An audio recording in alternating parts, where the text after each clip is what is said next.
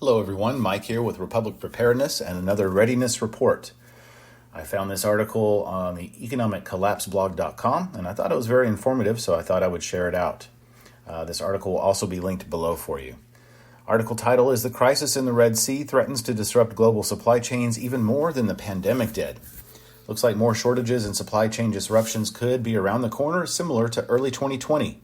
According to a joint statement from the countries involved, the U.S. and U.K. militaries, with support from Australia, Bahrain, Canada, and the Netherlands, hit 8 Houthi targets in Yemen in response to the Houthis' continued attacks. The precision strikes were intended to disrupt and degrade the capabilities that the Houthis use to threaten global trade and the lives of innocent mariners, the statement said. When asked about the air and missile strikes, Joe Biden admitted that they are not working, but he says they will continue anyway. It's being reported that Biden administration is now planning a sustained military campaign against the Houthis. So what all this really means is that the crisis in the Red Sea is going to persist for the foreseeable future. At this point, shipping giant Maersk is warning their customers that there will be a significant disruption to the global network. And at the World Economic Forum's yearly gathering, the CEO of Maersk actually admitted that we could see disruptions of the supply chain for a few months at least.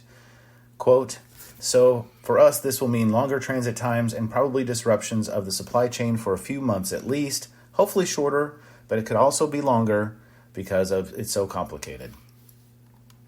Many commercial ships are now being routed all the way around the continent of Africa, which could add about 3,500 nautical miles to each journey.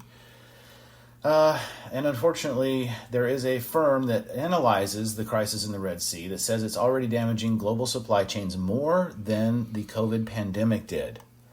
So there might get worse from here. A leading ocean supply chain advisory firm is warning that disruptions to shipping from the Houthi rebel attacks in the Red Sea are already more damaging to the supply impact than the early COVID-19 pandemic.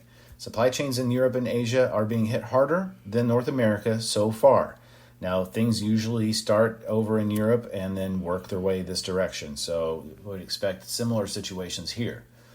If the war in the Middle East goes to an entirely new level later this year, of course, that's going to make things much, much worse. Who knows how bad it could get. So that brings us to the topic of getting prepared for shortages that are probably coming.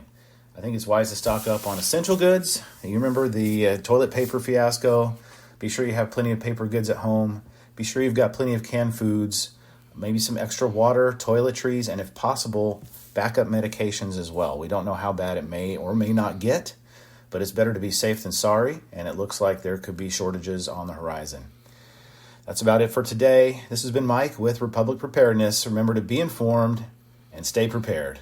Thank you. Have a great day.